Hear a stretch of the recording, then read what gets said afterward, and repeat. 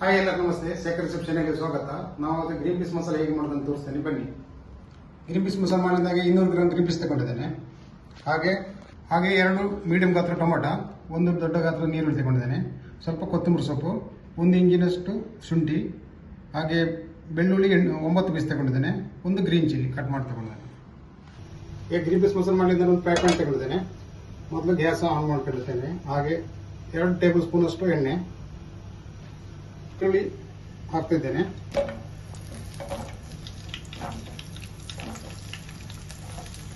ಹಾಗೆ green chilli,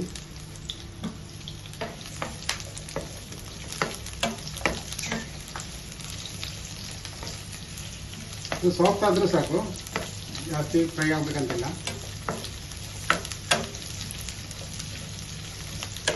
ಈಗ ಶುಂಠಿ ಮತ್ತು ಬೆಳ್ಳುಳ್ಳಿಯನ್ನು ಹಾಕ್ತಿದ್ದೇನೆ. ಇದು ಸ್ವಲ್ಪ ಫ್ರೈ ಆದಮೇಲೆ ಆಮೇಲೆ ಟೊಮೆಟೊ ಹಾಕೋದು.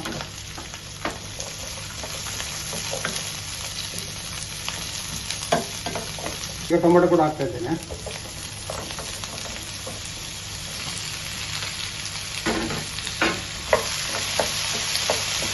ಚೆನ್ನಾಗಿ ಮಿಕ್ಸ್ ಮಾಡಬೇಕು.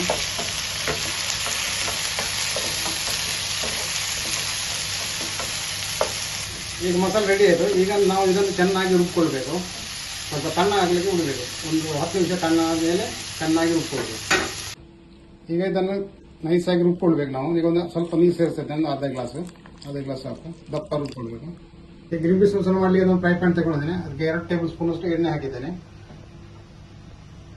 ಈಗ 1 ಟೇಬಲ್ ಸ್ಪೂನ್ ಜೀರಾ ಹಾಕ್ತಿದ್ದೇನೆ.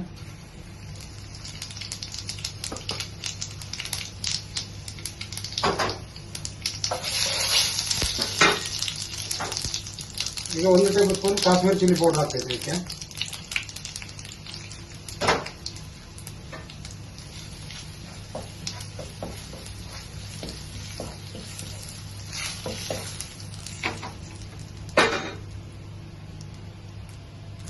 ಹಾಗೆ 1 ಟೀ ಸ್ಪೂನು ಅರಿಶಿನ ಹುಡಿ,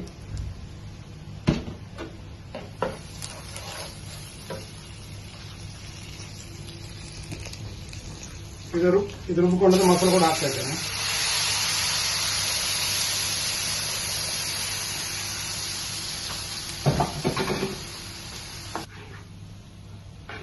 ಈಗ ಚೆನ್ನಾಗಿ ನಾವು ಇದನ್ನು ಫ್ರೈ ಮಾಡಬೇಕು. ಇದನ್ನೀಗ ಬಾಯಿ ಮುಚ್ಚಿ ಒಂದು ನಾವು 5 ನಿಮಿಷ ಬಾಯಿ ಮುಚ್ಚಿ ಇಡಬೇಕು. ಈಗ ಗ್ರೇವಿ ರೆಡಿ ಆಗ್ತಾ ಬಂತು. ಈಗ ನಾನು ಗ್ರೀನ್ ಪೀಸ್ ಹಾಕ್ತಾ ಇದ್ದೇನೆ. ಗ್ರೀನ್ ಪೀಸ್ ಇದು ಫ್ರೆಶ್ ಗ್ರೀನ್ ಪೀಸ್. ಯಾಕಂದ್ರೆ ನಾವು ಒಣ ಗ್ರೀನ್ ಪೀಸ್ ಅನ್ನು ನೀರಲ್ಲಿ ಒಂದು 6 ಗಂಟೆ ಇಟ್ಟು ಕೂಡ ಮಾಡಬಹುದು. ಇದು ಫ್ರೆಶ್ ಗ್ರೀನ್ ಪೀಸ್. ಈಗ ಟೇಸ್ಟ್ ತಕ್ಕಷ್ಟು ಉಪ್ಪು ಹಾಕ್ತಾ ಇದ್ದೇನೆ. 1 ಟೇಬಲ್ ಸ್ಪೂನ್ ಅಷ್ಟು ಕೊತ್ತಂಬರಿ ಪೌಡರ್,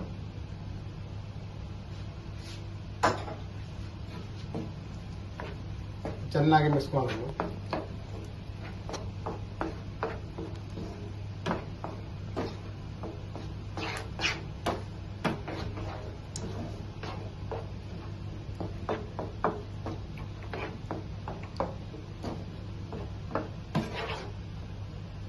ನಾನೀಗ ನೀರು ಸೇರಿಸ್ತಾ ಇದ್ದೇನೆ.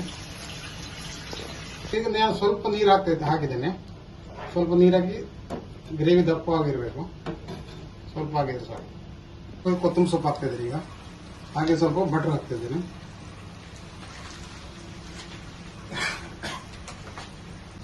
ಈಗ ಫೈನಲ್ ಟಚ್ ನಾನು ಗರಂ ಮಸಾಲ ಹಾಕ್ತಾ ಇದ್ದೇನೆ. ಒಂದು ಟೀ ಸ್ಪೂನ್ ಸಾಕು. ಗ್ರೀನ್ ಪೀಸ್ ಮಸಾಲ ರೆಡಿ ಆಯಿತು.